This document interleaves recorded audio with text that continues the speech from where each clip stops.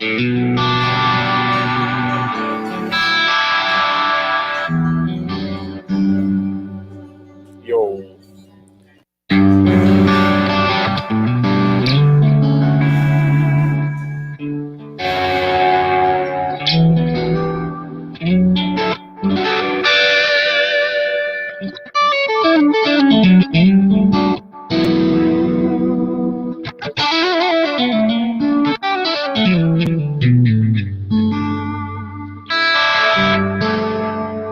Mitch, what's up, guys?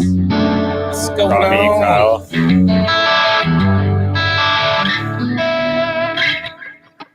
Hello from Brazil. Hello. Nice. Hello. Hello, Brazil. Lucio. Nice to see you virtually.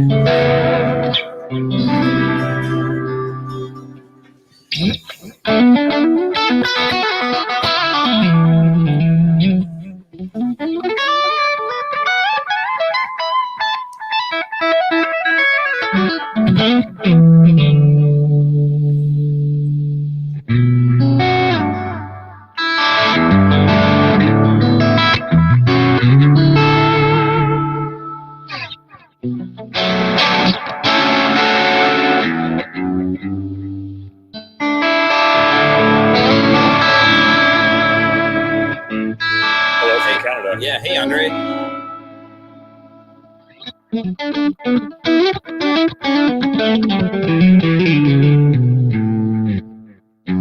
Oh, thank you. I think it's Lucio, if that's how I say that properly. You know, thanks, man.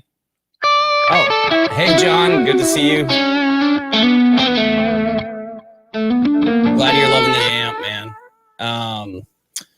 So we don't have a lot of like structure or anything for tonight. We put it out there for you guys to kind of give us some ideas of what to go over and what to talk about, and we're trying to get it that we do essentially a weekly stream. So I mean, you guys can help us out as much as possible by, just smashing the like button while you're here, so we get some more people interested, and YouTube's algorithm picks everything up the way that we want it to, and and if you guys have ideas of what we should do, head on over to Facebook, to the Rev community group, join the group, and shoot your ideas of what you guys would like to see.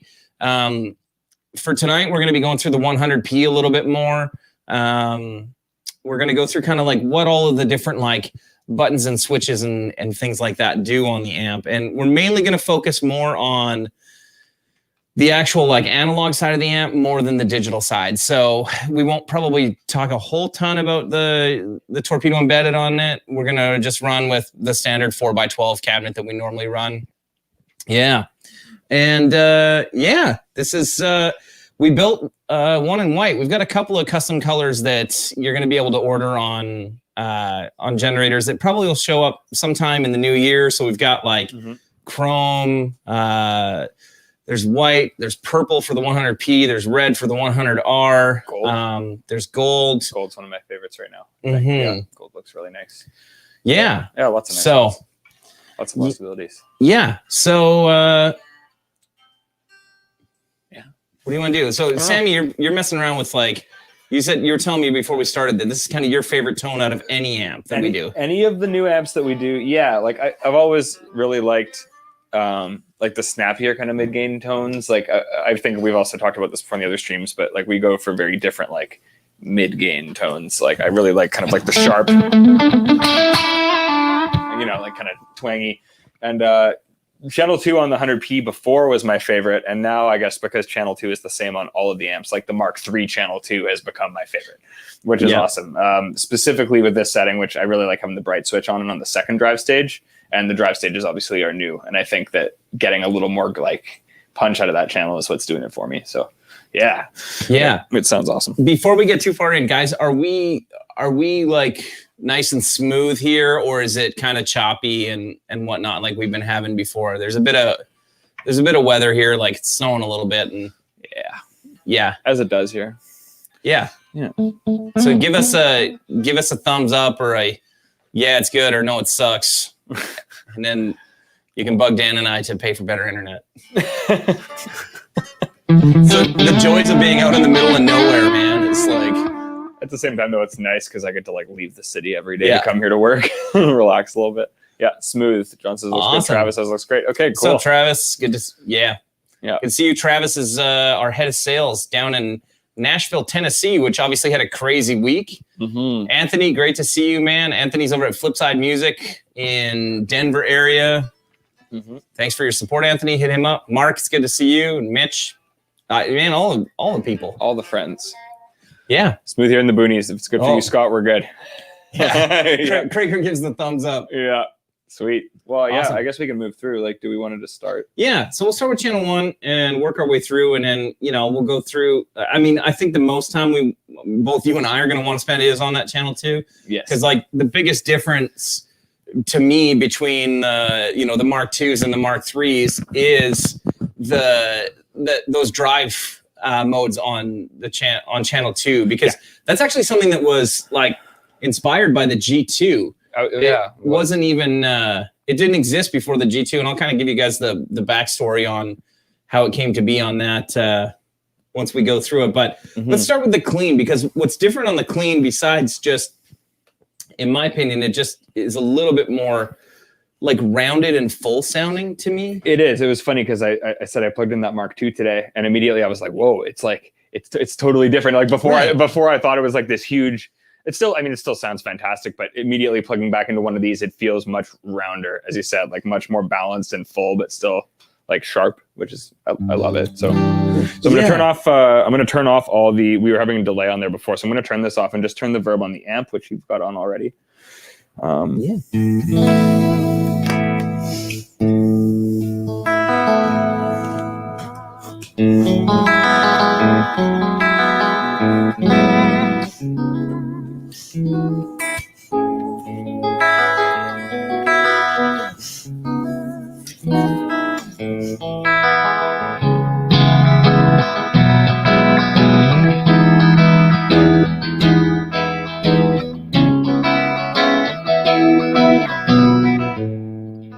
And turn that bright on.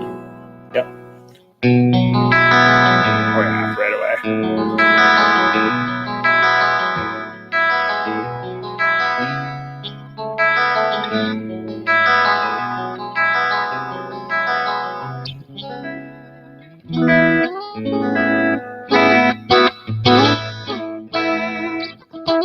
Let's just see where you have the reverb set. Yeah, you're set pretty much right at noon. Yeah, So totally. nice. So hit that wide switch. So and I'll turn that bright back off for now.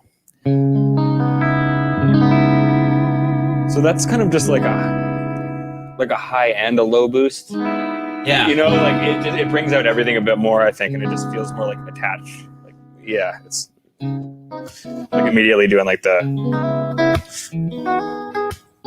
on the single nutty stuff, it just feels so much more articulate.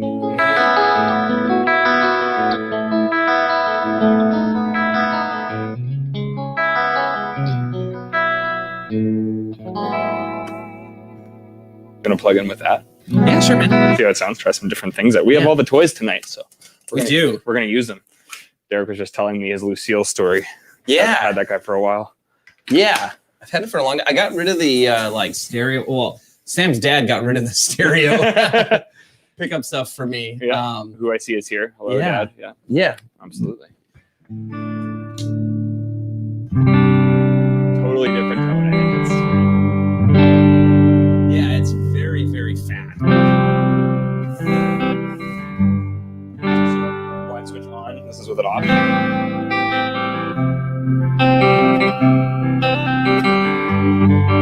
Back on there. Yeah. It just feels there. Yeah.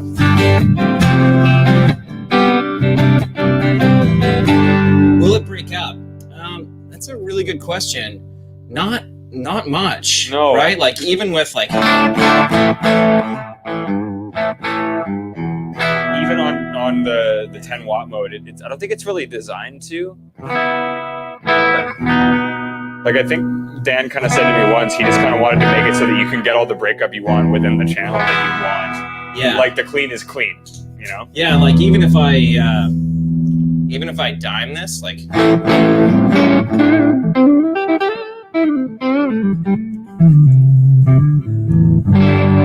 There's a little bit there, but that also could be. Oh yeah, there you go. Oh, not too bad. Yeah. There you go. That could be the preamp. I don't know, like that it's going into. Oh, that's. I think it might have been because I was using split coil sound on it. Yeah. So, also sounds very different with very different instruments, which is nice. Yep. It's quite a bit darker, I find, like.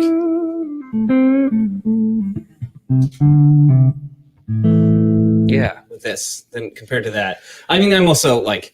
I'm just running on the neck pickup. Yeah. With the tone controls 100% on. Where but even then, you're messing a whole lot more with what that checker does. Yeah.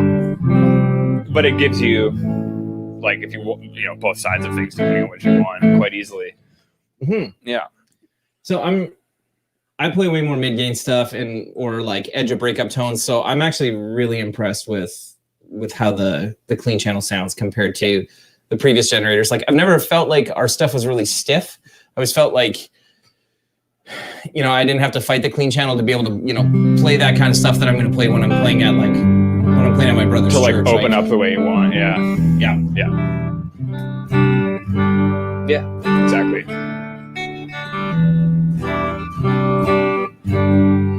But I live more where Sam was talking about too on the second channel. Yep. I know you do.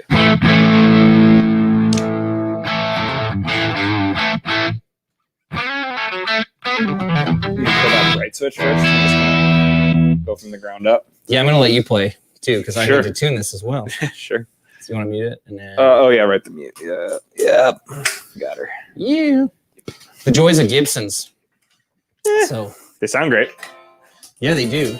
You got that tuner kicking around? Yeah. And I'm gonna thank you, TC Polytune. Give us more. No, don't do that. There's a sponsored video if you start talking about other people's products. Oh, really? And, I didn't know that. Whoops. Sorry.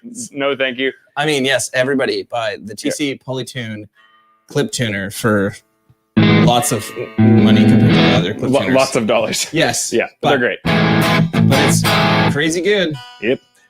I mean, man, I don't know how many of these things I've bought. Like one year at NAMM, I think we bought like 6 or 8 of them. And like by the time we left NAMM, we had like 2. Yeah. Because everybody's like, oh, look, they're giving away clip-on tuners. I'm like, we're not giving them away. 1 year, someone was like, oh, we're giving away GoPros. yeah, I remember that. Somebody won the GoPro giveaway with all of our footage and everything else from one of our booths one year. It was awesome. I bet you that person was so happy with themselves when they got home. They were like, yeah, check it out. See what idiots we are in the booth. It's Sam and Derek and Ronnie walking in and out of this room a whole lot. Yeah, exactly. Yeah. So that's channel 2.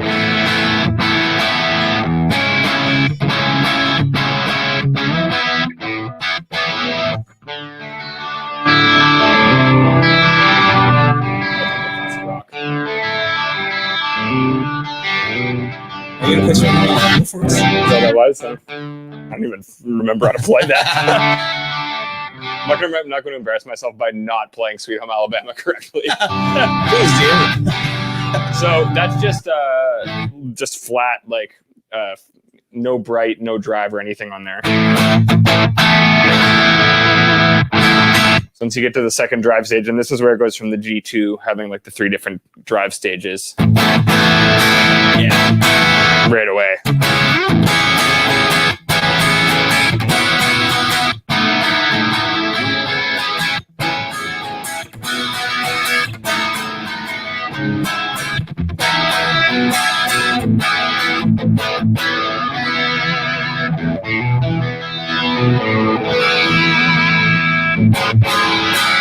And then you get into, this is the red drive. It's like verging on having more saturation, but still not the same type of saturation as like channels 3 and 4, I guess.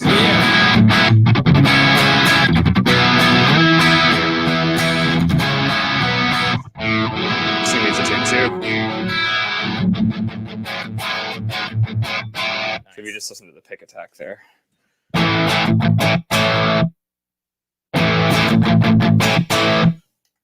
You can tell there's something on switch. I guess I can. I just like looking at the amp. Yeah. Like, yeah. Sorry, I realized we had a few questions there. Yeah. Okay. So first off, Lucio. So what color options for this model? Sorry for my English. English is fine. That was great. Yeah. Yeah, nothing to worry about there. Better than my English, man. Yeah, at least your spelling's better for sure. So it depends what you're wondering about. So there are two different options for customizations, really. We can either customize the faceplates right here, or we can customize the Tolex. So for the faceplates, you can get chrome, white, black, purple, and gold. Yep. Could get red. Yeah, I wouldn't do red. I don't think we'll allow red on a 100p because then like somebody after the fact is going to complain like they're going to think it's a 100R. Yeah. So I think the red and the purple will remain as like you could get them on the 120 if you want because they have those channels, but I think otherwise we'll keep it specific to yeah, I think so. For sure. Mitch, yes, I had mentioned on Fluff's live stream recommending like putting all the levels at 3 o'clock just for the individual channel levels. You definitely want to run them hotter than your overall master volume. And yeah, I found somewhere between 2 and 3 o'clock tend to be like kind of the sweet spots in my opinion. We're talking like channel volume. Yeah, channel level, not master volume. Right. In terms of when it starts the to master break up. 1 and master 2, it really depends on like, are you playing it on a cabinet in your room or are you playing it through the torpedo embedded into your DAW? If you're going into your DAW, I really don't think it matters. I would just drive the amp pretty much as hard as you can because you're going to get the tubes working a little harder, and you know the harder it works, the better it's going to sound, at least on the drive channels. Yeah. I would say in a cabinet, if you can tolerate it at between 2 and 3 o'clock on the channel levels, and then with the main, like with your master volume at or just above noon, yeah, with a 212 or a 412, that's probably my favorite way to play it when you're pushing her. Yeah, for sure. I saw someone ask about explain how the 2 master volumes work on the amp. It basically just has 2 independent volume levels that are switchable. So that could be used, like the foot switch allows you to store presets, including which volume level you want for each channel. So you could actually have 2 different programmed volume levels in your foot switch for if you want to boost or. So actually what I'm going to do is I'm going to cut him from like master 1. Master 2 is going to drop the volume. So now we're on master 2. Yeah. Now we're back to master 1. So then if I want to drive it a little harder, like clip the interface, but yeah, it gives you an idea. Yeah, basically just programmable volume levels within the. Dude, you have the gate on channel 2. Oh, that would be what he was talking about. I was gonna say your dad commented about it being gated. It was. Yeah, that's good because I did. Yeah, that was good. So yeah, that covers that. And could you bleed the amp with some fuzz effect? You could use a fuzz, yeah. Yeah, I mean, you can get a little bit of fuzz out of channel 2. Like, it starts to get there for sure. Hit your low E. Yeah, it starts to bleed the fuzz a little bit. Yeah, totally. Yeah, exactly. Oh yeah, that's real fuzzy. Yeah. So, cool. Hey Tyler, how's it going, man? I hear your amp shipped out to you yesterday, and Mitch, I believe yours is leaving tomorrow. So, yeah. So as we're talking about channel 2, so one of the things we should talk about, you know, kind of more in depth, I think, is that drive switch, because it's the one thing that like most people aren't familiar with. Because if you don't have, if you don't have a G2, you don't have those other drive levels. Yeah. So should we tell them why we ended up with the drive levels? Sure. Okay. So the honest reason why the G2 has drive levels is because we wanted to use the same enclosure that we had used for the G3 and the G4. And there's a hole here, which meant there needed to be some sort of button or switch. So we were debating about whether or not it should be a bright switch. Like, I'm pretty sure Kyle was like, was was all in on the bright switch thing, and I had said, yeah, sure, I don't care what it is. Let's just make sure we can use the same enclosures. Yeah. Yep. And because we kind of wanted them all to like kind of match in the series. And Dan was like, well, you know, I could probably do something kind of similar to the way the aggression works, where, you know, it shifts the saturation a bit, thickens it up. And I'm like, all right. And yeah, and then he brought me the prototype of the G2. I'm like, yeah, do that. I'm like, we won't worry about the bright switch. Like, let's do that. Yep. So when we were talking about doing the Mark III, he was like, so what does it need to have in it? You know, we talked about channel 1 because he had made that wide switch for the G20. Yeah. And at that point, channel 2 was the only one that didn't like have something like that. Yeah. And I was like, well, absolutely. We have to have that, the different drive levels. Cause for me on the G2, my favorite mode is that blue mode. So I was like, yeah, I'm like, it needs to at minimum have that. So yeah. So he went and worked his magic and did what Dan does, and this is what we ended up with. Yep. So I was talking to him about it today, and I was just like, how do you like, so what's like the first part of your process? And he's like, well, I just start writing stuff down. That was basically it. Just like pages and pages and pages of notes. He's like, and then I just figure out how to fit it into the space that I have. yeah. Great. So that's what he did with that too. Well, yeah, it's funny, man. Yeah, It's amazing. Like, he told me, like, for what will eventually be the redesign on, or like the Mark III version of the Gen 740, we were talking about like kind of what we could do and what we wanted to see in it. And I was like, well, I'm like, I drew up this like front panel in Illustrator. I'm like, so if you could just make it exactly this. He like looked at it and he's like, I'll try. Like, that's it. I'm like, okay, great. Yeah. So, and that was it.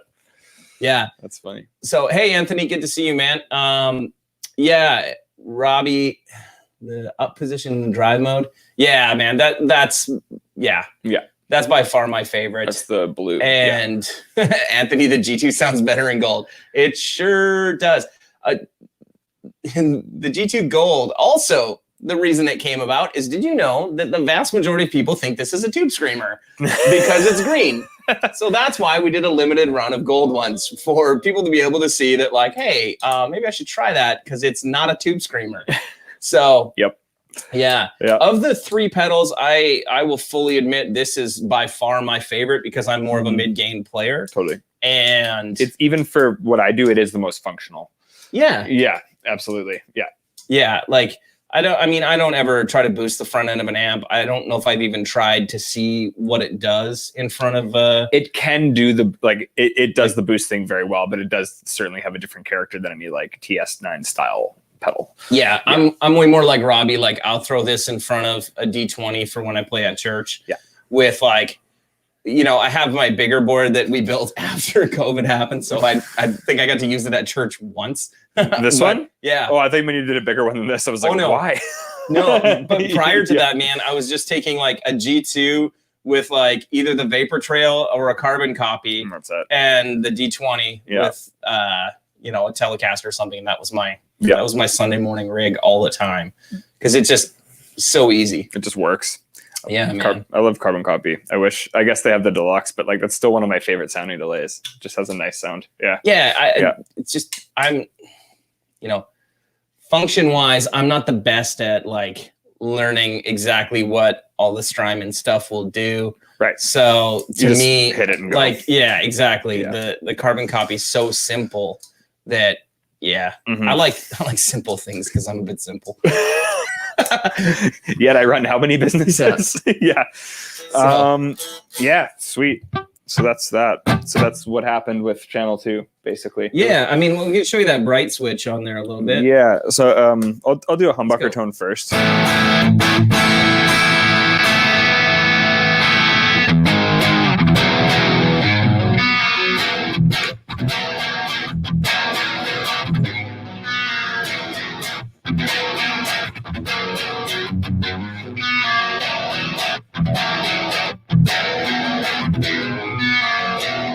Now I'm going to go to the, without touching the amp, just go to the split coil. And that's kind of the tone we were talking about that I really like that the spanky, Yep.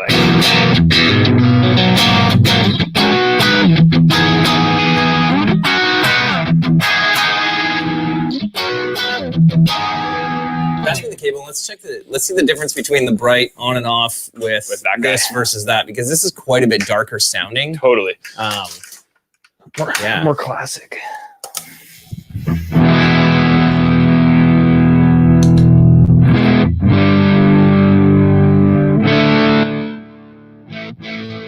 Diamond memory lane's a great pedal. Actually made like a few blocks from where I used to live in Dartmouth, actually. It's funny.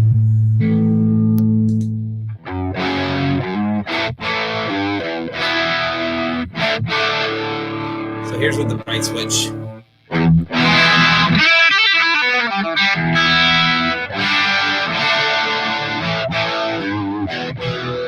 Totally different character. Can't find where the tone switch is on this guitar. It rolls back. Yeah, man. Like, I'd probably run it a little less. Yeah, it's on the edge. I like that, like the drive stages, you can still ride just on the edge. It's not like they're just going to give you more drive. Like they back off really nice, but they give it a different character. Maybe that, but with like, yeah, more throaty. Alex, did you see that about the audio compressing? I think it might have just been that. Like that it could just be this guitar. Back guitar is just so big. Yeah.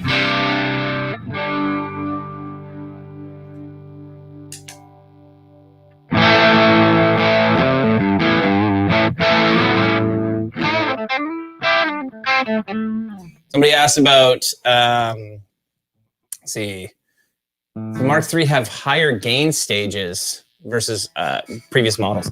So not necessarily higher gain stages. I would say it's more that it has thicker saturation. So it's still the same amount of stages, but you know, the caps that Dan selected, the way that he's designed and voiced the circuit, it's just all around thicker. Yeah, pretty much everywhere. It's a bit more of, it's kind of like the cliche where it's like more of everything, but it is. Like it kind of just goes more in that direction. Channel 3 and 4 both can get really, really hot if you want them to.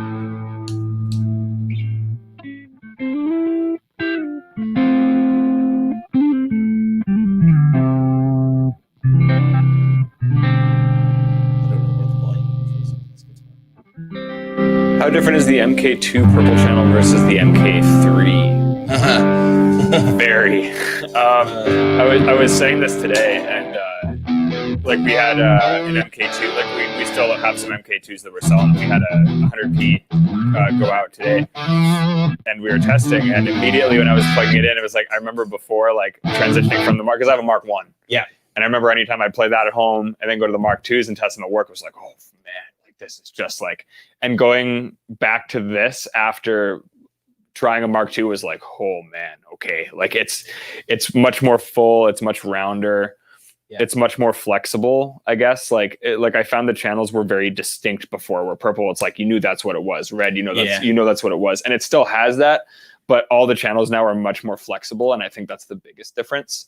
But all around, as you said, just rounder, bigger, while still giving you all the bite that you want, depending on how you dial it. So yeah, exponentially better.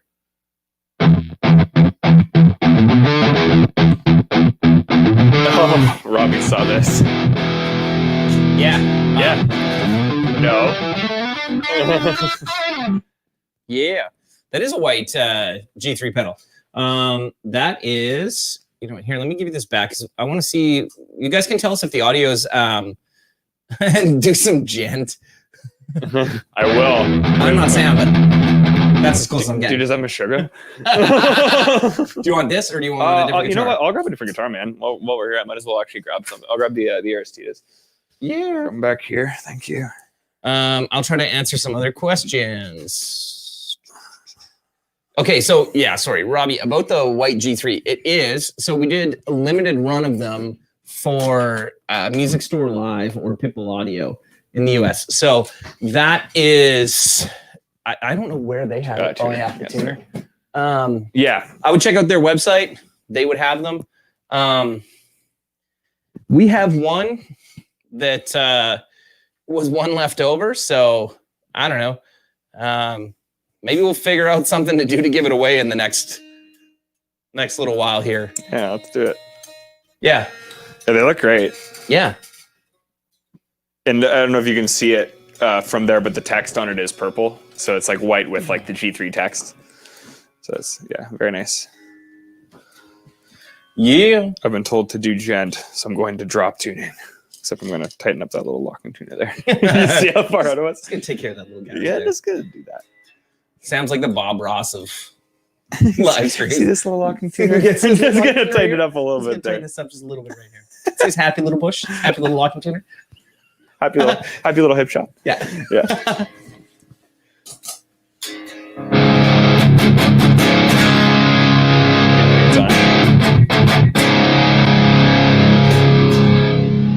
Do you guys like the white?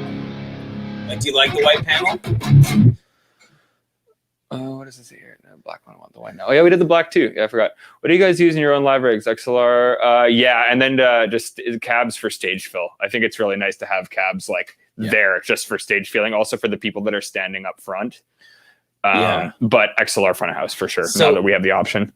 For me, it completely depends where I'm playing. So like when I play at my brother's church, we're all on either in-ear systems or like some sort of like monitoring, whether it's, you know, headphones or whatever. But I use in-ears. So for me, there's not really a lot of point to having a cab on stage. I guess and they also don't want me to have one. So I don't get I also can't. Yeah, exactly. So XLR for that. Otherwise, you know what, man, like I still feel like there's nothing that feels better than playing playing through either a 212 or a 4x12. I mean, who am I kidding? Playing through a 4x12 with it, you know, nicely cranked up. Doesn't matter what amp it is. That's always going to be my kind of go-to. Yeah. I guess that's kind of what I was saying with like the stage fills. Like I still like feeling the pushed air. Yeah. But just for a audio standpoint, like stereo front of house is like, you're not going to get much easier than that for your sound guy to deal with, you know? Yeah. We were actually doing some like speaker tests today with the Mark III, and like I got to play through a couple of different 412s with different speaker combinations in them. Just to try out a couple of different things.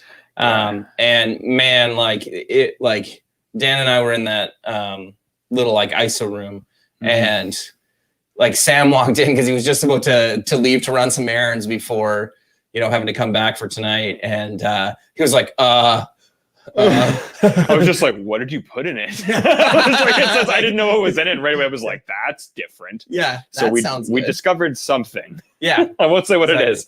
Yeah, exactly. But we discovered something sweet. So yeah. So this is directly to what you're hearing for guitar now is all directly out into the interface.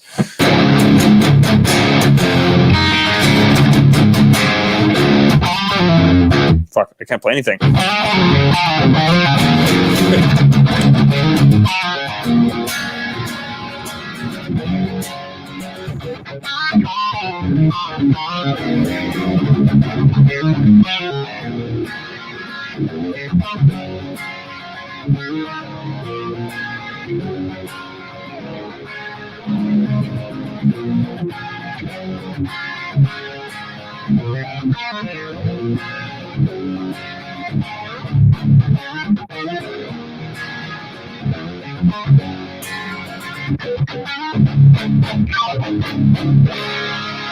Hey Sean, what's up, dude? Yeah, Sean.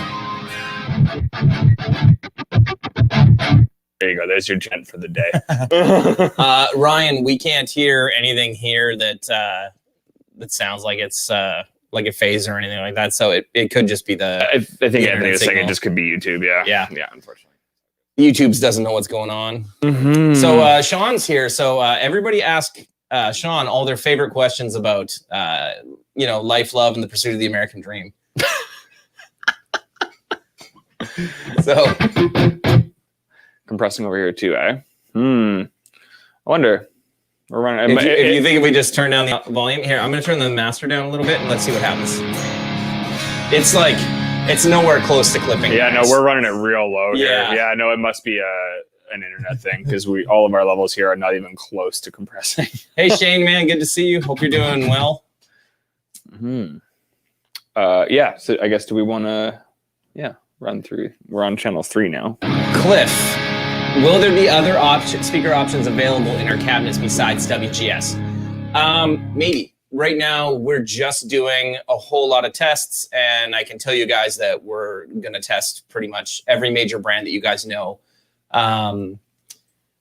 Yeah, we just want to see that with the Mark IIIs, whether or not any other combinations or any other brands, kind of bring something else out of the amp than what we're used to hearing. So yeah, and so far, like, we can't really say anything about like what we're testing yet, but you guys will find out soon enough if we decide to make any changes or just make other options available.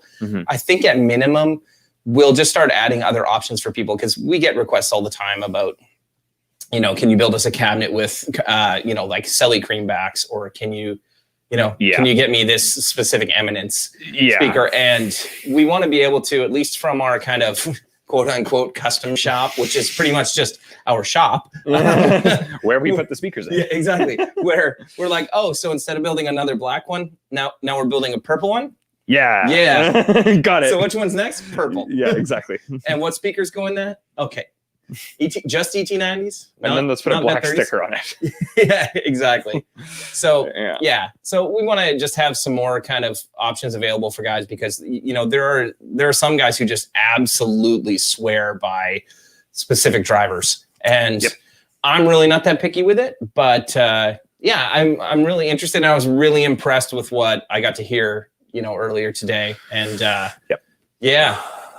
was happy. Still very happy with all the WGS stuff that we use. So yeah, they're pretty easy going. Too. Yeah. So whatever people want, we'll find a way to do it. Yeah. Almost. Try Reverend guitars. Man. I like Reverend guitars. Yeah. Reverend guitars are awesome. They have this it's like a bass contour knob on it where it's basically it's kind of like I guess it's a bass boost. It's almost like a tone knob if you scooped it out and it didn't roll off all your top end, but the low end got warmer on it. It's really nice. Yeah. Reverends. Isn't that like Greg Koch has his signature guitar is a Reverend, I think. It might be, yeah. He's literally Reverend's booth is across from the Rev booth every year at Winter NAMM. Actually, yeah. And it was the D'Angelico at Summer NAMM. Yeah. And like Greg Koch is there like at least once a day, just burning down the house. I feel like it's like every now and then we're like, who is? Oh, he's there again. Yeah, exactly. Exactly. Yeah. Can Derek play Smoke on the Water? No, I don't remember how to. So yeah, as long as you don't play it in normal power chords. Gotta do Nice. Gotta do that. Can we drop out all the low end and everything that makes it sound good? Yeah. Actually, I don't know if you even could with this. Let's see. Actually, it's pretty close. Let's see what we can do here. Can we make it sound like it's going through a transistor radio? Perhaps. Give us an EQ.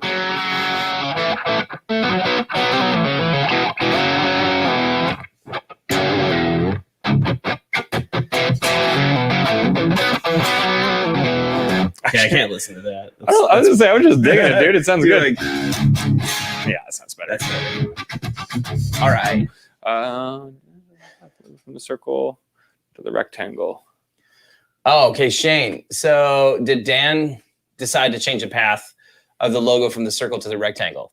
Not really. It was kind of all of us. To be honest, Dan designed the original like oval logo when he started, and I've always liked it. But what we found was because of the 1V. Do I have anything in here that's like? You want to pick up that amp? Yeah, no, I don't. Yeah. I don't want to pick up a 50-pound amp to show you. Yeah. So the first V in the oval logo comes down to a really sharp point, and honestly, we found that like a lot of players wouldn't check us out because they felt that it was purely a metal amp. Yeah. And when we moved to the rectangle logo, we mainly did it just to see if some of those players that were kind of listening with their eyes first, totally would give the amps a shot. And that's really like a good friend of mine that's local here designed the logo for us. I mean, it's very simple and basic. But yeah, it looks a little more classic, and it definitely doesn't look as metal. That was really the motivation for it. And it's not because we don't want to be known as a metal brand, but like, you know, like I'm 100% not a metal player. It does a lot more than that too. Exactly. You know? Like, like Sean, who works for us or works with us, whatever you want to call it. Sean is not a metal guy at all, although he can shred like there's no tomorrow. Sean says he can't do anything, and then he beats everybody at all of it. Yeah. Is what happens. But like legitimately, I mean, the guys that Sean works with and plays with, I mean, none of those guys are really metal guys, and a lot of them are using either D20s or Dynamis or Generator 740s. So yeah, it just kind of made sense to move to the rectangle logo. And yeah, and honestly, it's very rare that we get people that ask to go back to, like, can we still produce the modern logo? I still like both. I still have a ton of merch that I wear that has both on. I find certain, like, when I see orders and people want the modern logo, I find certain parts of the world like the modern logo more. Yeah. Yeah, it's funny. It's just a different look. Yeah. So happy holidays, Paul, and to everybody. I should have said that off the hop. I hope you guys have had a good Christmas and that you're like geared up for the COVID New Year, where none of us get to go out and do anything, and just get to sit at home and tip a few back and cry. For the past 6 months. Yeah, exactly. Yeah. Every day is New Year's. So, yo, Jack, one of my students is here. What's up, man? How's it going? Good to see you.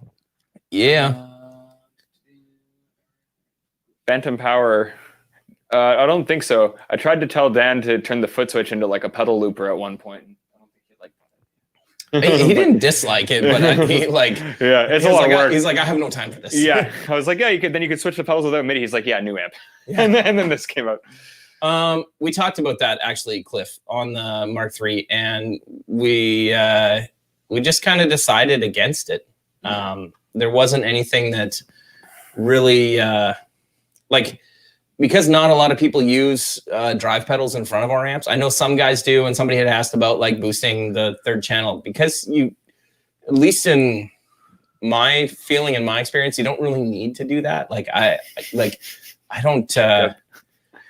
The amp's pretty tight, so I don't know.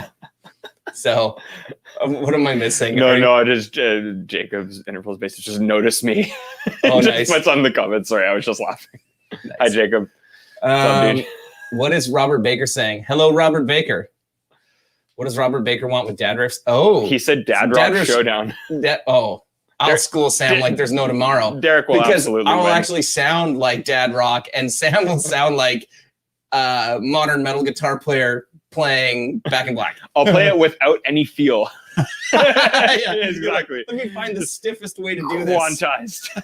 Yeah. The timing will be flawless and everything will be flawless. I'll make a bunch of mistakes, but it'll sound better.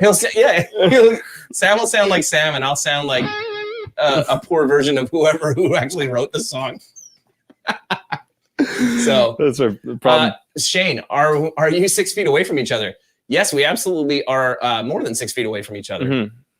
It might not look that way, but this amp is like pretty close to 3 feet. Mm-hmm. This is 3 feet. So yeah, that's the rules, man. Mm-hmm. It's the rules. So I'm buying one of your amps because it's Canadian and fucking rocks. Oh, thanks, man. Hell yeah. I hope that you're buying it because you think it sounds and feels great. Not so much because it's Canadian, but I'll take it. Yeah. So, all right. So should we, can you assign the noise gate to each channel as needed? Adrian, absolutely, man. You can turn the gate on and off. You can program it, not even just to each channel, but if you wanted to program it to each different aggression level, or any combination of like aggression and fat switch on or whatever, you can any momentary function on the amp. Yeah. So essentially any button you can program it via MIDI. You can also assign a different virtual cabinet or DynIR or impulse response, whatever you use for your cabinet simulation. Yep. You can assign a different one to each different momentary switch. So, or momentary, I should say button instead of switch, but momentary button. Yeah. I really want to hear one of the new Eminence DV. Man, I have a few Eminence speakers coming in for us to check out, and honestly, I have so like little experience with Eminence stuff, but the couple that I've played are normally in 112s, and they sound really great. Mm-hmm. So yeah, I think I've only had a couple times as well. I've got to try them. Yeah. All right. Here. What else we got? Keep scrolling, Ish. Sounds compressing bad from the amp. Maybe it's going too hot. No, it's Scott. It's not. The levels are really low. Yeah. Like I think any of the compressing is happening after like through internet. Yeah. Projection. I don't know. We've eliminated it on our end here. So yeah, I'm gonna blame our terrible internet. Yeah. Just terrible internet. Is Rev available in the Philippines? Yes. Guitar Pusher. No, Guitar Pusher. Yeah. Guitar Pusher and Pedal Line. Yeah. So, sorry, I don't remember all of the different names because there's so many of our dealers that honestly, their names are so similar, especially when you start to get into like dealers in Asia. Yeah. There's a lot of names that are very, very similar. Guitar. So, yeah, guitar, pusher, pedaler. Yeah, totally. Yeah. So, yeah. All right. I like how Sean and Robert are having their own private conversation in our chat. I think that if you want to talk about like having like dad rock showdowns, Rob Baker is the king of dad rock on the internet, like the absolute king. And I think that we should see some sort of dad rock showdown between Robert and Sean. Like, I mean, I know they just released a video, or Rob just released a video where Sean does some guest playing in it. Yeah. But I think there should be an actual like wasn't Jared Dines who did like the Riff Wars or whatever? I think there should be like the dad rock wars between Sean and Robert. This could get real bad. You know who else would be awesome to have in that is Sammy Bowler from like who does all the Friedman stuff. Oh yeah. You guys should do that. That would be Sean. Robert Baker would bury me. No one will bury you with anything, Sean. So play Lock and Key with one hand. I can't play it with two. I don't know what Lock and Key is. It's a new interval song. Oh, nice. I can play the rhythm parts. Nice. And that's it. Fluffing on that. Yeah, actually, man. You'd probably get on that too. That should be the next thing in a club. Yeah. Yeah. I would love to see that. So, you want to play it a little bit more and see if it's still... Are we still getting like... Is it compressing real hard for you guys?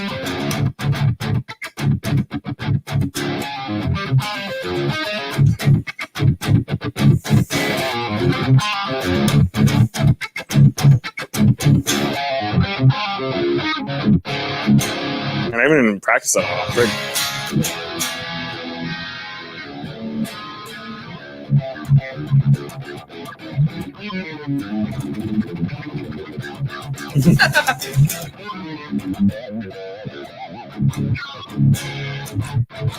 Compressor starts about 20 seconds after. Yeah, it might be internet. Yeah, it's frustrating.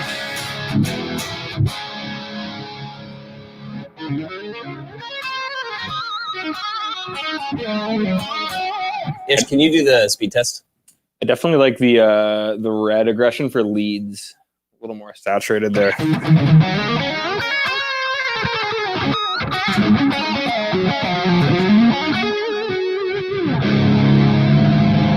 Hey, Bo, how's it going, man?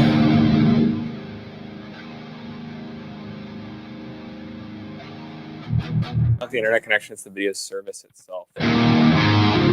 Oh, like we're using StreamYard. It could be coming from there. Yeah.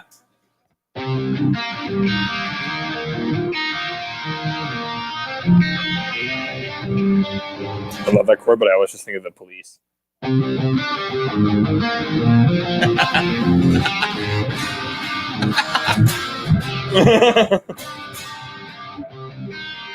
See you, Bruce. See you, Dad. What pickups are in this? Fishman's? Classics. Yeah, Fishman Classics.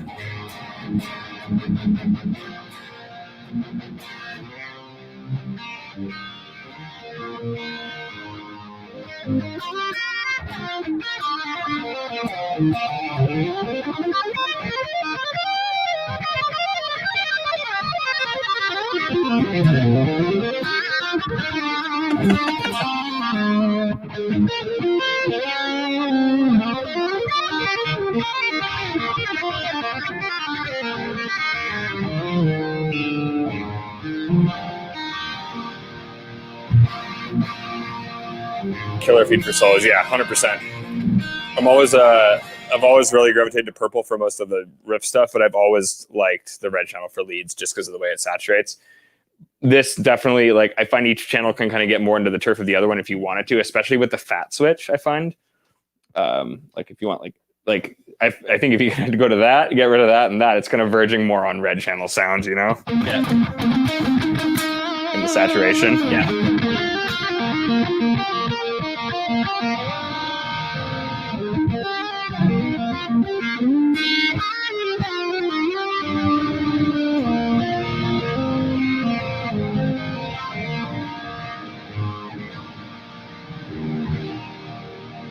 That's some brutal shit.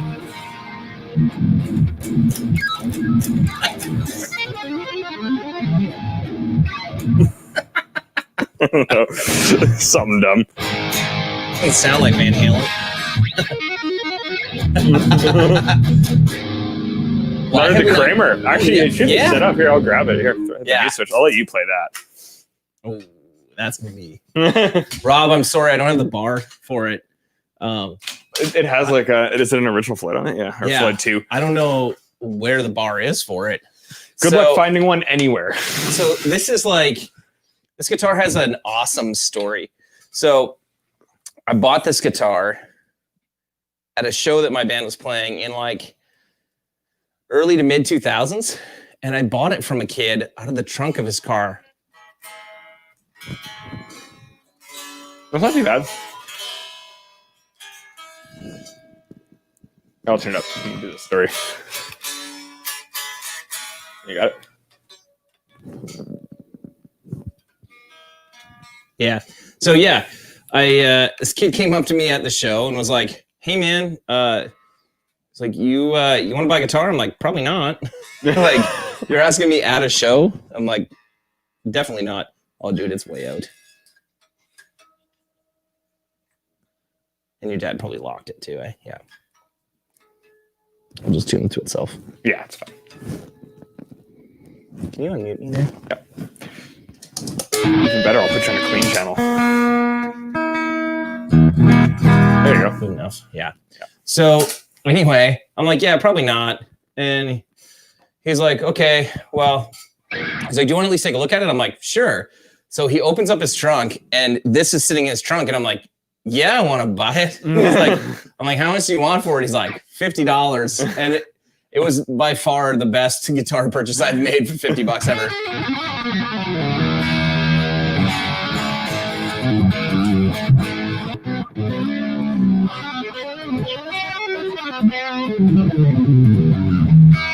Sounds good. So there it is. Yeah, I don't really know what this does. He figured it out and told me what it was. I forget. And your dad's he's not going to say it's not in the comments anymore. He can't tell us. Kyle, best sound yet. There you go. It does sound real nice. Like, it's really balanced. I can't tell because the monitor's so far away from us too. I can't tell. Like the audio monitors. Yeah.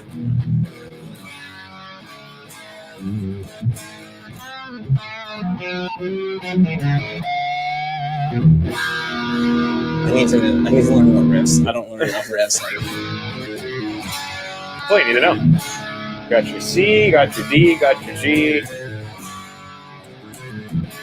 No, it wasn't, Mitch. It wasn't stolen. It is honestly like just a very cheap low-end Kramer. Like, I'm sure it's import. It has the backplate that says like Neptune, New Jersey, USA, but I don't think that means it was made in the USA. No. I'm pretty sure that just means like, it's like that's Korean, where Kramer is. I was gonna say the Korean Schecters all say Schecter, like, USA, whatever. Sam will show us what to really do with. Oh, jeez. Let's see. Sweet machine like this. I think I played this for like a couple seconds when I picked it up, but Sounds feels great. Yeah, it's like, yeah.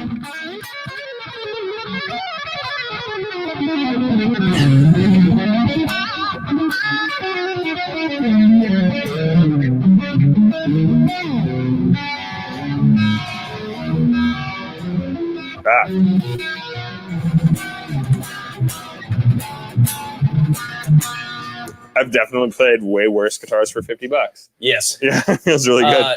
Bo, it is on 120 watts, but we have everything turned way down just because of the compression issue they were talking about. So the audio is going to be a little bit weird no matter what.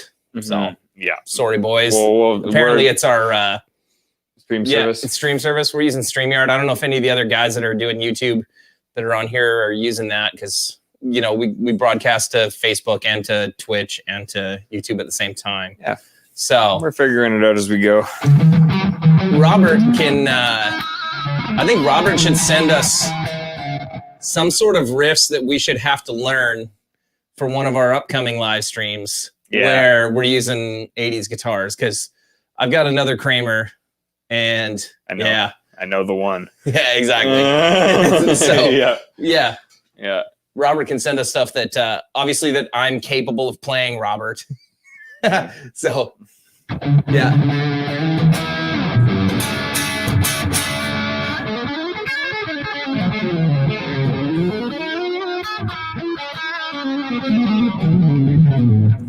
Mindless shred on the Kramer.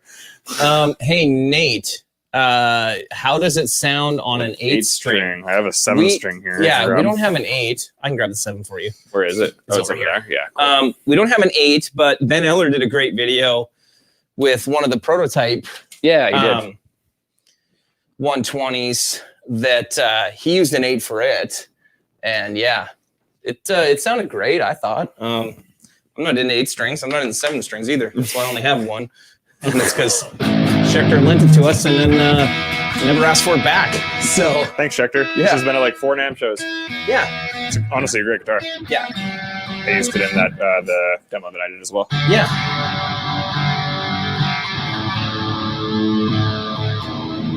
Quick ear tune. If you want the tuner. That's fine. Just asking about Meshuggah.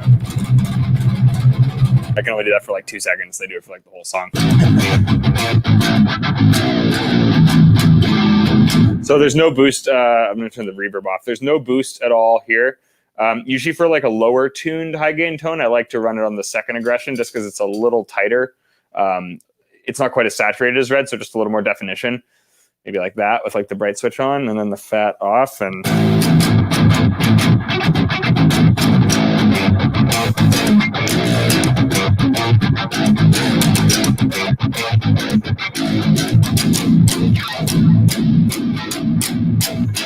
Also just going to set delays off now.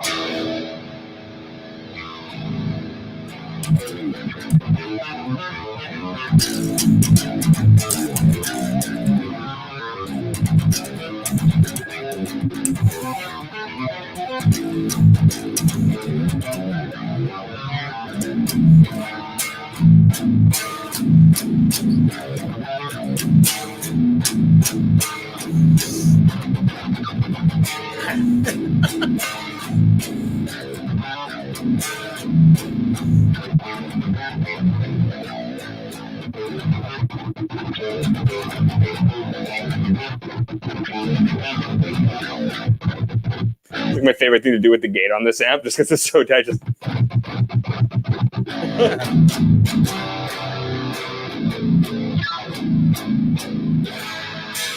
So that's how it does the low stuff, yeah. So ask Fluff what he uses. Yeah, we'll do that, Robert. So Rob's gonna prep riffs for us. Sweet. Nice. Okay, we're doing it. That's the next live stream. Get ready to play some Winger. Yeah. Oh man, I'll do some Winger for sure. We could get Kyle to join in and we could play some Poison. I know Kyle will be into it. Bo was listening to Poison in the shop the other day. It's like, oh man. McKinley Kruger. I don't know if I'm saying that right. Crooker. Yeah. For someone new to your brand, can you tell a little bit of the history and specs on the build, please? I have a Mesa head and would love to support my fellow Canadian companies. Yeah, man. So how much time do we have? We've already been an hour. So no. Here's the 30-second history of Rev. Yeah. Yeah. Here is the quick and dirty. So I met Dan in 2013, like late 2013, and I got to try his prototype of the Generator 120, which would have been like pretty much even pre-Mark 1 at that point, because the Mark 1 is a little bit different. You have one of his originals. Yeah, I have. Yeah. There's 2 hand-wired amps in existence. I have one of them, and then Ryan Forsyth from Winnipeg has the other one. Yeah. So, and Ryan was, a tremendous help to Dan in the beginning. They're good friends, and Ryan was a great supporter who and still is, and who bought the first amp from Dan, and they did a bunch of recordings in that at his studio with it. So a bunch of people who recorded with that amp, yeah. So Dan designed the Generator 120 first, which is our 4-channel kind of flagship amp. It's not based on anything. So Dan had been like trying other amps like that either he was playing or that he was fixing for other people, and was just never really overly impressed with anything. Like he always wanted something more out of every amp. So he kind of took all of the ideas of what he liked from different types of amps over the years and tried to design his own voicing and circuit that would kind of address the issues that he felt other amps didn't address. Mm-hmm. So when I played it, I was similar to you. I was mainly playing Mesa dual and triple rectifiers, and then Fender like Blue Series for cleans. And I really felt like the things that I wasn't happy with my rectifier about, which I should also, preface that by saying I'm still a huge Mesa Boogie fan. Yeah, like you just got one like not long ago. Yeah. Like I have at least 4 rectifier, or not rectifiers, but at least 4 different Mesa heads here. But same complaint that almost everybody has about the rectifier, that, it gets slubby in the low end. That kind of always drove me a bit crazy. And when I first plugged into the Generator, what I found was that it sounded a little bit different. Like the voicing was different and it didn't sound like a Mesa clone. But what it did do is it addressed that low end issue. So it was extremely tight on the red channel. So I asked Dan to build me one. And then over the next month or so, which is about how long it used to take him to build one amp, because he had a full-time job back then as a millwright. Over that month, him and I just kind of kept chatting, and I was asking about how he planned to, do sales and market it, and he had a bit of a plan, but not one that would be able to bring Rev anywhere close to where it is today. So, we decided to partner up, and that's kind of the history of like where we started, and Sammy bought one of the first production models. I have the 3rd one ever. Yeah. And he's been playing our stuff, and we've been working together at either NAMM shows or 6 years. Yeah, exactly. 6 years, man. So, it's great. Yeah, so that's a little bit of the history. One day when Dan's here, we'll do like a full-on walk down memory lane, and we'll get the amp Pete working with like all the different versions of all the different amps that we can just cycle through on the hook up a bunch of 2 notes rigs, run them all through. Well, we should be able to do it all through one if we hook up the amp Pete. I guess so. Oh yeah, we just run it into that. Yeah. Cool. So I hope that kind of answers a bit of your question, man. I forgot to ask everybody, like, if you celebrate Christmas, like, drop in the comments what you got that was cool. Like, did you get any cool new gear? I didn't get any cool new gear, but I did get, my wife and my kids bought me a record player, which is awesome. Like, I can turn into a wannabe hipster chasing vinyl now. So nice. Yeah. So one of the only physical forms of music that has remained. Where can you buy the trucker hat? You can probably buy it in our online store after I ask our photographer to take a picture of it and then list it in the online store. So send an email to Kyle. No. Send an email to Kyle to remind me to do that. There'll actually be other merch. Like, there's a couple other things. Like, we have a different t-shirt and hoodie that's been out for a while. And yeah, we'll get them up on the online store sometime in the new year, when people are back from holidays and have a little more time. So Tyler says he got an air fryer. We literally just had pierogies that you made with the air fryer that your wife got, and it's great. Yeah. Yeah, it's awesome. Yeah, dude. It's the hottest gift of the year is the air fryer. Yeah, Anthony, I hate you. I mean, I bought myself some dope PRSs. Not one, it's some. Yeah. You'll have your amp to go with them soon. Yeah, and with a cool custom finish, everyone will be jealous of. Yeah, Anthony, your amp looks unbelievably good. It should be good to go tomorrow. Yeah, I'll shoot you a message once we get it out. Yeah, Lucio, there's only one hat on the site right now. The other ones will be up. Check back sometime in January, and yeah. If you want to even just email like shipping@revamps.com, I'll save the email and I can hit you up once we get them. Yeah. Up there. Yeah. Cool. You got the best guitar gift ever, a subscription renewal to Premier Guitar. That's awesome, man. Sick. Great we love Premier Guitar. Yeah. Actually, tomorrow we're shooting Premier Guitar. Oh, we are. What's the Pro Gear Spotlight? Yeah. Pro Gear Spotlight, whatever it's called. Yeah. Yeah. Have we hooked up two Mark IIIs as a stereo rig yet? No. But I can tell you right now, Mitch, you will be very happy running your Mark II and a Mark III as a stereo rig, because I often was running a Mark II 120. I have this 120 that we'll show you guys at some point too, that like, it's a Mark II that like, for some reason is like... It's crazy. Yeah. Every single person who has played it is like, there's something specific, and like, it's to the point where we almost want Dan to like go through it and like read all the components on it just to see what made it sound like this. Yeah. Because Derek has a Mark II that just sounds better than any Mark II. Yeah, it's a, like, more than anything, it's a feel thing, and I, like, none of us know why, because it's built exactly the same as every other Mark II, but it's just, for some reason, special. I was playtesting a bunch one night, and this was the third one out of 4, and I was like, whoa, one of these things is not like the others. Yeah, exactly. So, I kept it, but I run that along with a Dynamis often as a stereo rig, so it has, like, 2 very different flavors. So I'm sure you'll be happy, man. Set one a little bit cleaner than the other, and give her. Good to go. The Boss Waza headphones. I'm interested to see, like, I saw a lot of reviews on that said they were great. I don't have any, and I should get some and try them. Because don't they have all the effects and stuff built in? They do. I've actually heard they're legit. Yeah. Yeah. They've done a couple cool things recently, actually. Boss has. Yeah. So, oh, man, yeah. Cliff, you got decked out, man. That's great. Yeah. That's awesome. I have the Space Spiral, and I've played it, I think, once or twice ever. And it seemed really cool, but it just wasn't, like, it's a little bit too out there for... Back there somewhere. For me, yeah. That's what I find with a lot of Earthquaker stuff. Like the Bit Commander and stuff like that. It's really, really awesome.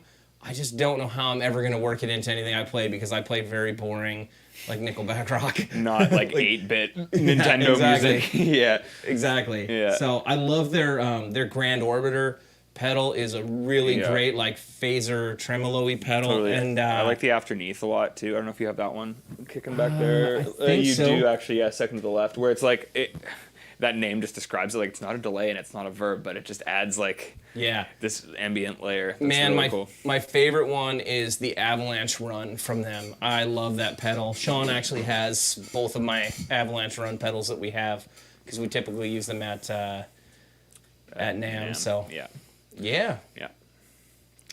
Well, guys, this has been lots of fun. We're getting a little long here. We're a little past an hour. So you guys have any other questions about the amps or about anything else, about Sammy, how Sammy cuts his hair? Sammy can beat me on guitar all day long, but the beard. I've been growing this mustache for like 2 weeks because I'm lazy. I couldn't grow that in a year. I was gonna say, I think Sammy's been growing it for like 6 months. Oh, no, I give it up. No. After like a week and a half, it's like, hey, that's just so bad, you gotta stop. It's like in between like, okay, haha, you're trying to grow a beard, and like it's legit. It's like just this gray area of bad. Yeah. So Anthony, you absolutely can hear the 10 watt. Oh yeah, sorry. Enough about my terrible facial hair. Here's the 10 watt mode. We will probably have to turn it up.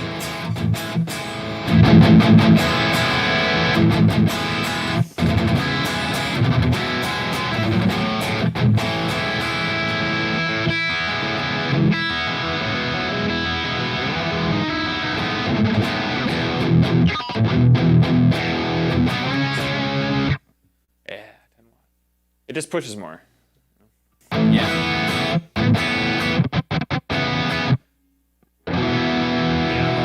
Pandemic's done, you're allowed to Yeah. come visit. If you're in town, definitely message us, dude. Yeah.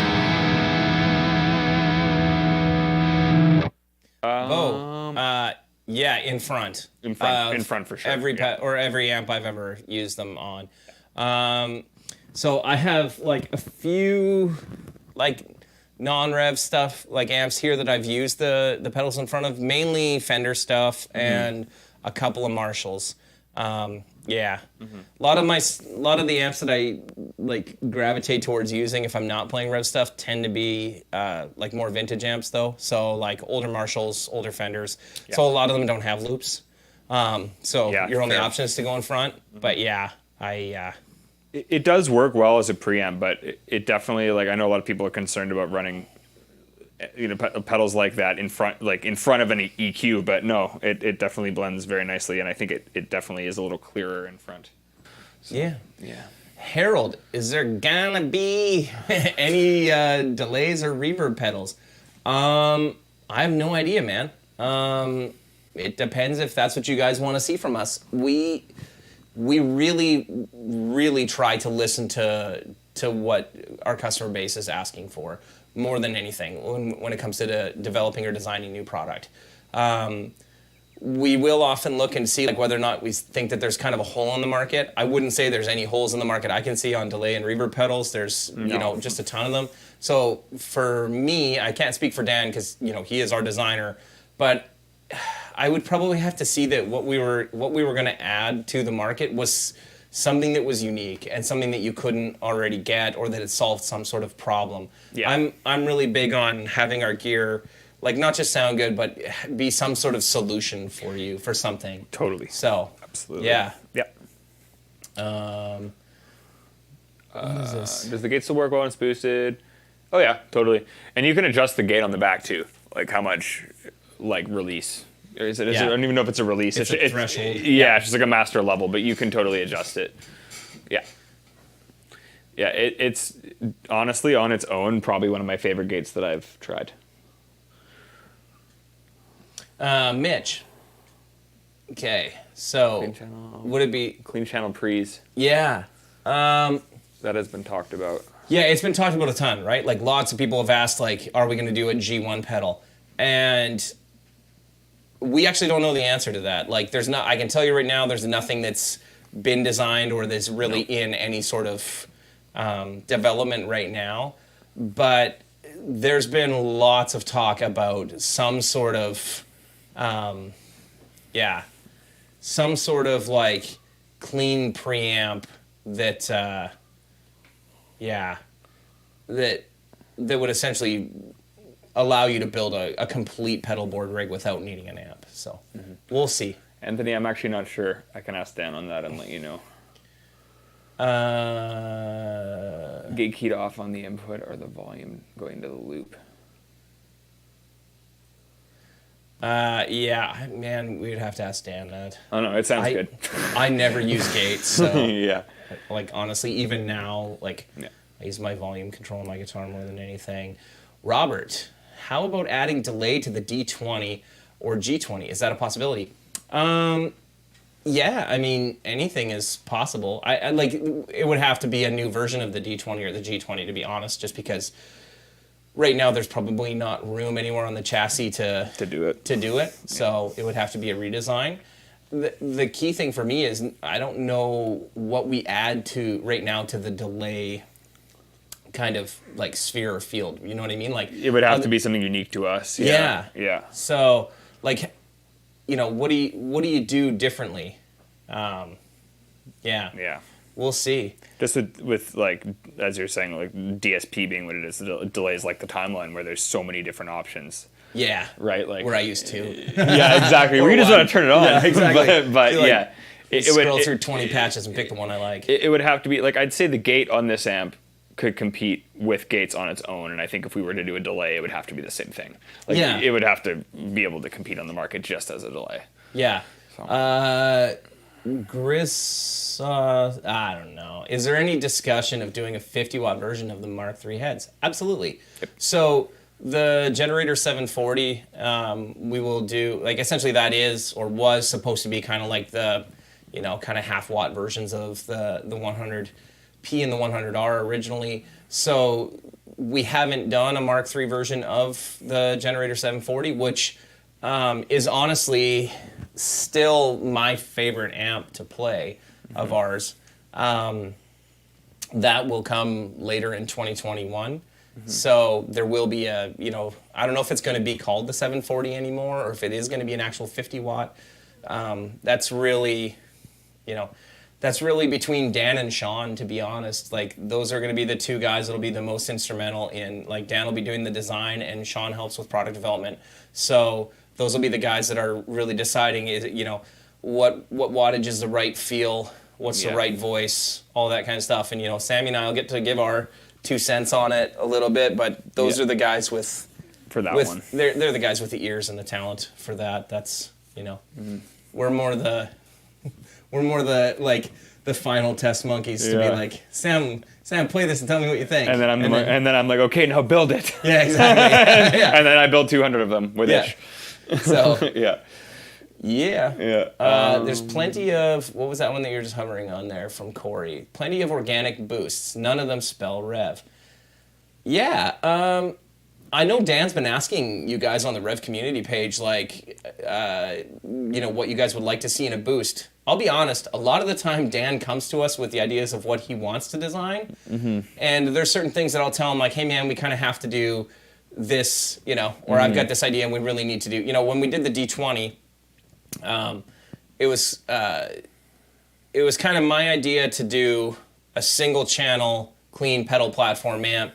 And that idea came from talking to a lot of players that were doing fly dates that really liked the clean channel on the 740 or on the Dynamis. And once it got offered to us that we could use the torpedo embedded and that we could license that tech, I was like, this is what we should do. I mean, from the day that we started design work on the D20, we knew full well that there would need to be a G20 that would follow. That the D20 was based off of the Dynamis line. We just wanted to do the clean pedal platform version first because we wanted something, number one, that supported our pedals, that we felt like... We didn't have a platform for them. Yeah, exactly. That we felt like you got the actual full kind of Rev experience and Rev voice by having what we want as our clean channel, not just you putting it into a Fender or... into your line 6 or whatever you're playing. But we knew then, like, okay, we have to do a D20. The same as or a G20. The same as we know that we have to do, a 40 or 50 watt to replace the 740. So. And then boost circuit within a super mid adjustable Q. Yeah, totally. Yeah. Yeah. I saw, can you reduce the note definition of the features on this amp? Yes, the fat switch and the presence control will definitely do that for you. And I think that that's one thing that this amp does that the previous ones did not do, is it can get muddier if you want. Right. Which is great. Because people do like that sound, and we've always been about tightness and articulation, but this covers that. So if you bring that fat switch in, it's going to do that, fairly quickly. Yep. So, yeah. What else? Can we hear the 10 watt mode riffs? Yeah, it's on 10 watts right now, so Sam can play it a little bit more. Play something else, yeah. I don't want to play.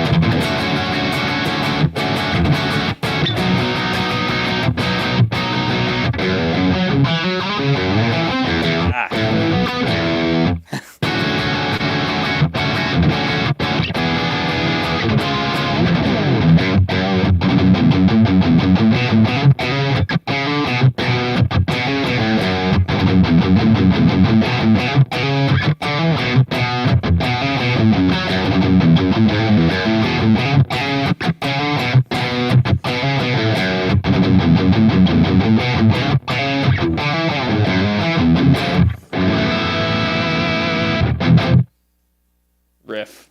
Sean, a Dan boost circuit with a swivel band and adjustable cue would be really nice. Yes. Yes, Sean. And I'm sure you will talk to Dan about that. So we just said that they do R&D. Yeah, exactly. So hey, you guys should talk about that, and then you can come back and tell me what you're thinking we're gonna do. All right, what else?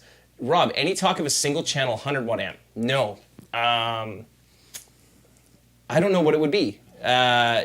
You can tell me what we should do. I mean, we've had some, actually some like kind of bigger players that are, you know, mainly guys that feel, you know, most amps are, you know, somewhat of one-trick ponies, and they want to use stuff for only the trick that it does, that have asked for us to build the green channel into its own amp, and, you know, do a single channel, like, kind of little more modern take on a Marshall, or, you know. I think with this channel too, that could, you know, like now it's almost at that, yeah.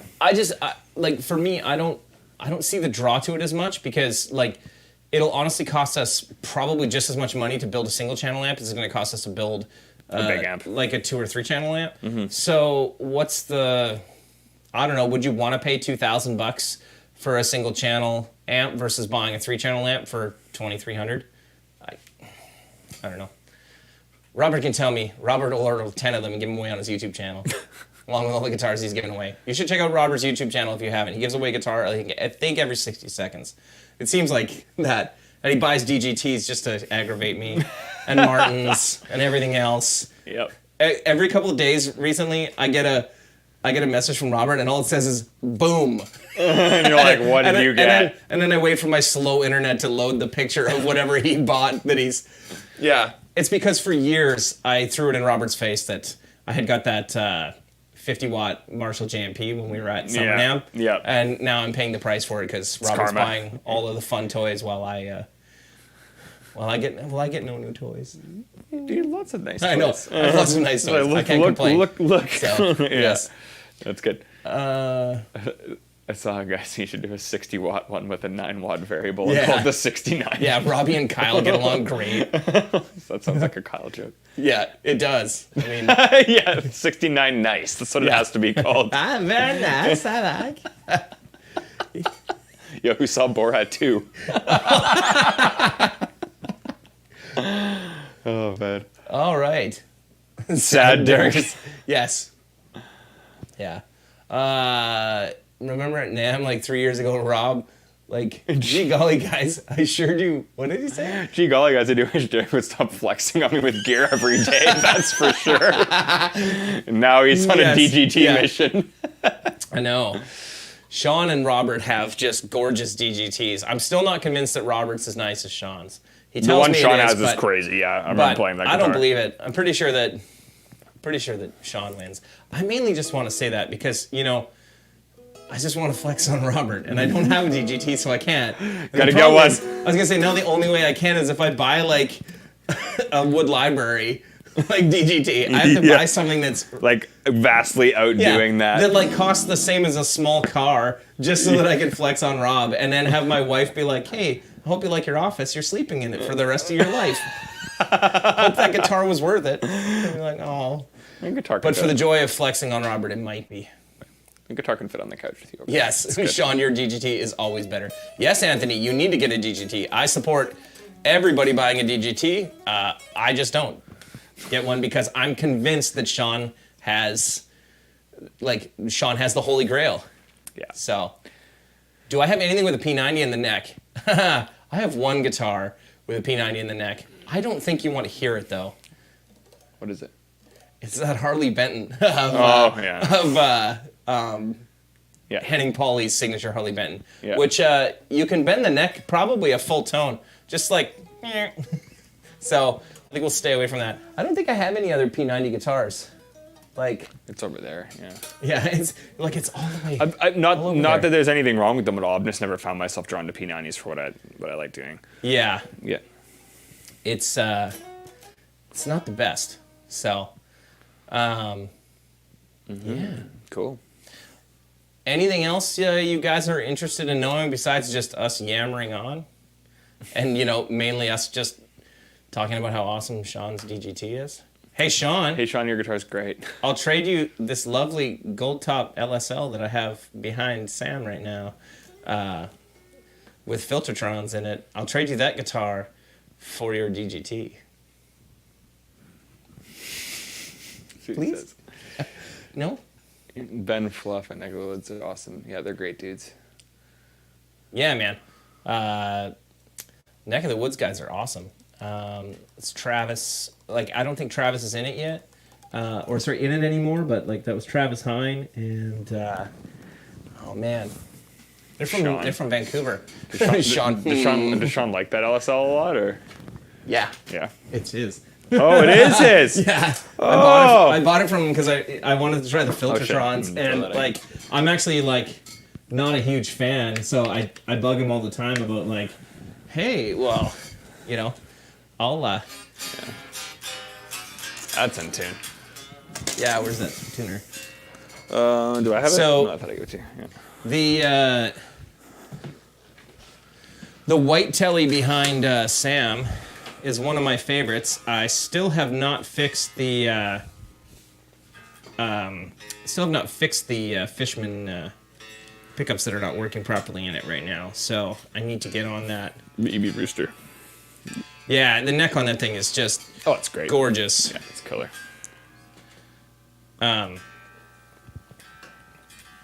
What's everybody's favorite guitar color? I'm talking solid color, not flames and translucent colors. I mean, my favorite translucent color is hands down like amber or like that Appetite Burst. I mean, I grew up on Van Halen, and like that Axis behind you or the Wolfgang behind me, you know, that was my favorite color guitar for forever. But solid color, what's your favorite? Alex Red. Never would have guessed that, dude. Alex can be wrong about so many things. I've been really digging like the off-white or like the cream white like recently. Maybe it's just because I'm getting older now, but I really like the white with the tortoise shell. Yeah. Looks great. I actually never liked white guitars either, and then I got that Telly, and then Schecter showed me their options, and I'm not a Seafoam Green fan, so yeah. So Robert says Seafoam Green. Yeah, I'll flex harder on Robert about the fact that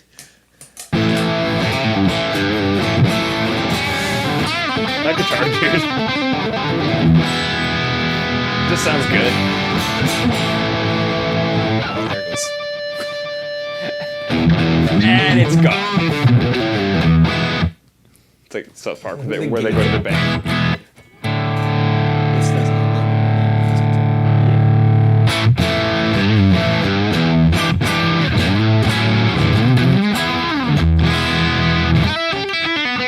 Alex is fast.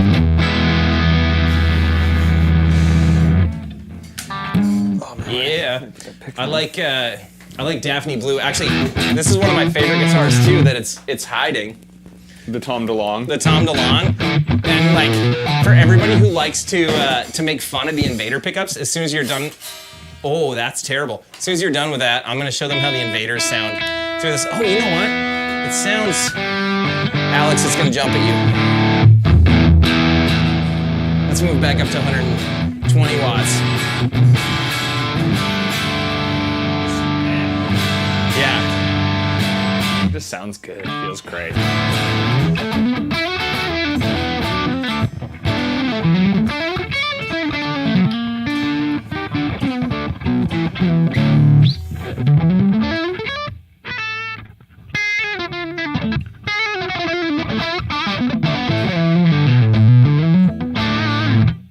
Whoever said Daphne Blue wins. Best color for solid color guitars.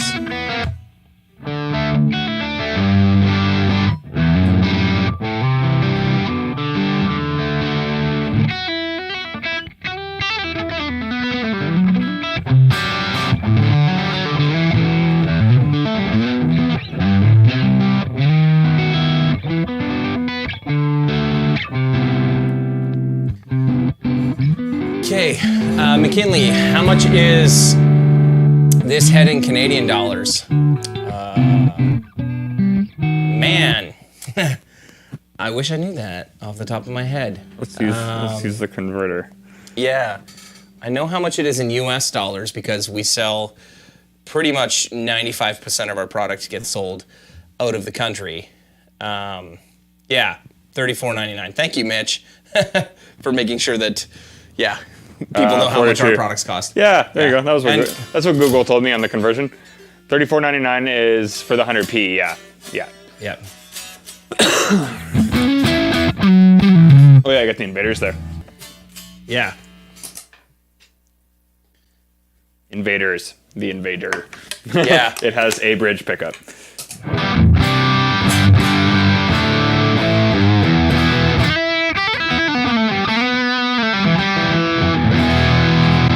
Sounds good, man. Did you reach for the pickup selector there? Yeah, I did. Sounds really good.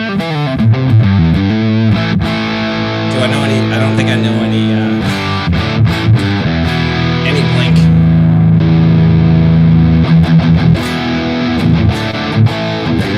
I don't know any Blink, actually. I wasn't a Blink kid.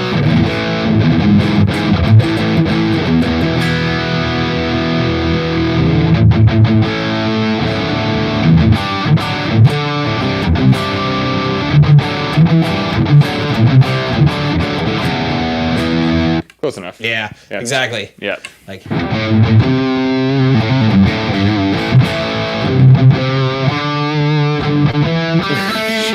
that pickup is very invasive and invadery. Sean, you love it. Yeah, Scott, we should do that. I think we're gonna do the 2-amp thing.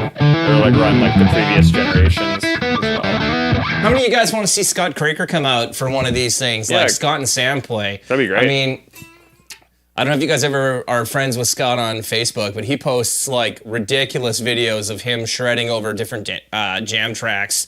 Like, yeah, at least like once every like week or two. Yeah, man. He posts something and very regularly. Yeah, it's awesome. Yeah. Just shreds. And also like, is one of our main builders here who builds a lot of our amps. Like, if any of you have an amp, at any point, it's a good chance Scott worked on it. If you guys have a D or G20, there's a high likelihood that Scott built your amp. So yeah.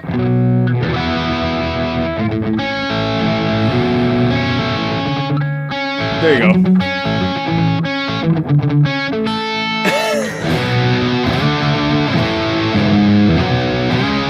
Whoops, there. Nah, that's all you need. There's Yeah. There's your. If that isn't a Blink song, it's now a pop punk song.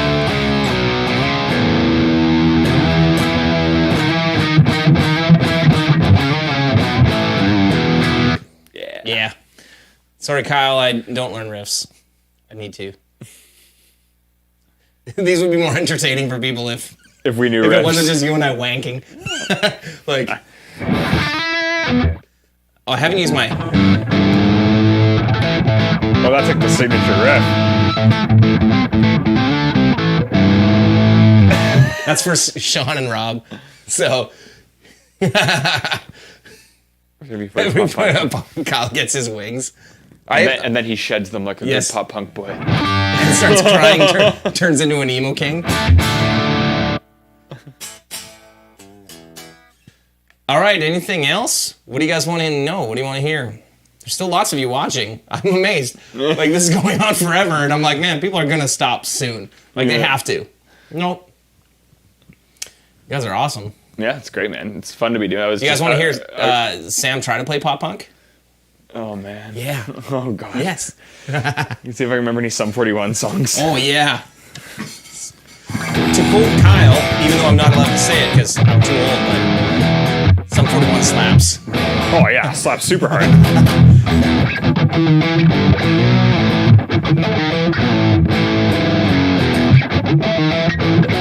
There you go.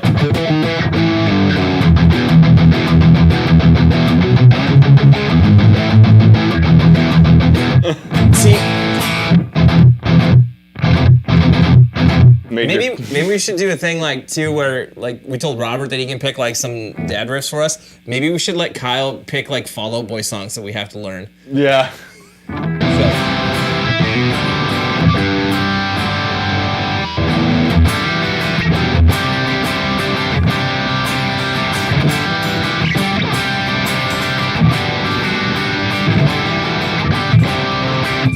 That's my pop punk riff that's been in the looper for like 6 months. Yeah. I was gonna say, like, that sounds very familiar. Like, that's what I hear every time I walk into the shop.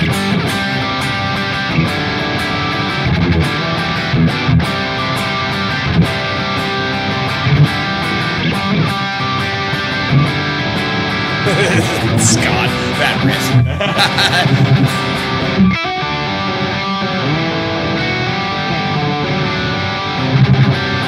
That's the next riff that none of you have heard. So, if you want to work for Riv, you too can listen to that riff for 6 hours a day. It's funny. But only 10 seconds at a time, or 20 seconds at a time in a looper. It's funny because, firstly, wrote that riff here because I needed a looper riff, and then wrote it into a full song. Secondly, song's not out yet, and everybody's already sick of it.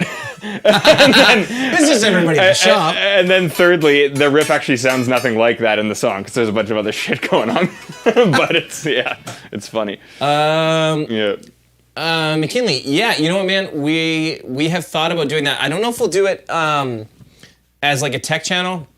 We have somebody new coming on staff in about a week to 2 weeks, and once he's on, he does more videography stuff. Mm-hmm. So we'll be able to start doing, a couple more of those types of videos where we've been talking about things like teaching you guys how to, control your amps with, like a MIDI switcher. Like I have an RJM Mastermind that we could set up and show you guys how to program, looper pedals and stuff MIDI looper switches, or whatever you call them. Yeah, exactly. You know what I'm talking about? Yeah. How to do that with computers and amps. I don't speak words proper. How to emitter. Yeah, don't understand. Things like that, or how to program, like the preset mode on your foot switch. Yeah. And things like that. Things like biasing your amp. Also like changing tubes. So not just biasing, but like if you wanted to see what the amp sounds like with the L34s or something like that, we want to do more of that kind of stuff. So that's something that maybe we can get Dan out here for one of the videos on. Sam and I can change tubes as well, but I'm sure you guys would rather hear from the guy, from the master himself. Yeah. Yeah.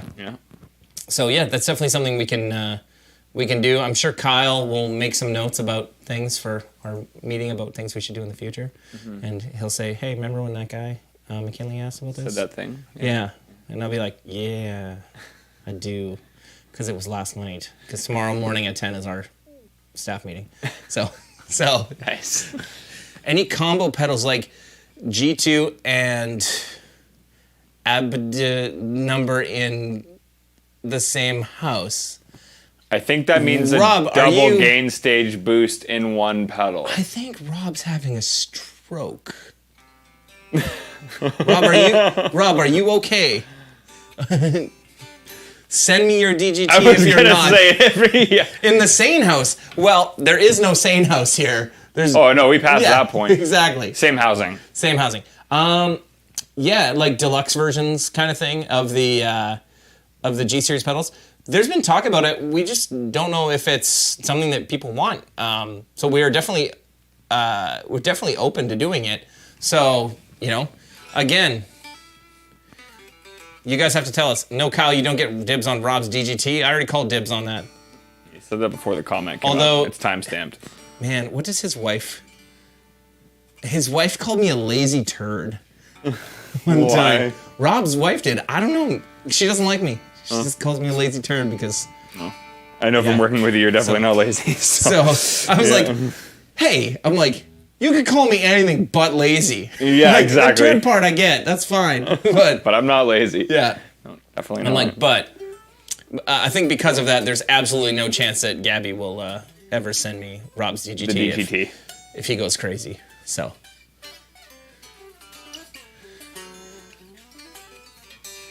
Cool. Should we call it there, everybody? Yeah. I mean, a lot of you are still here. Yeah. I don't know. I mean, there's nothing else to do right now. I think we're good to go. Yeah. Yeah. Covered everything on the amp, had some fun, answered some questions that had purpose and some that did not. Yeah. You said, Kyle. Yeah, I can see why I shut you down on that. That's too much in one, man. So, I'm more hurting called lazy than called fat. Dude, I'm both sometimes, so, yeah. Sweet. Too many Christmas treats, man. Oh yeah.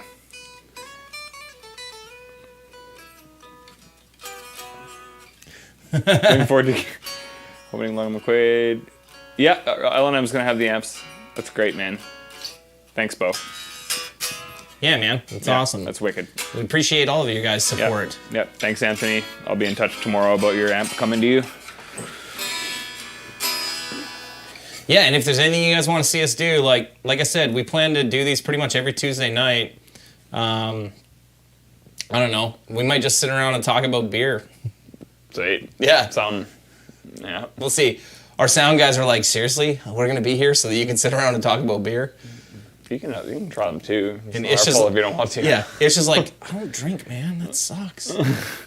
Get into it. What's the best cab to pair with the MK3 so far? Probably our 212 works great with it. Yeah. Honestly, zoom me in for the beer cast.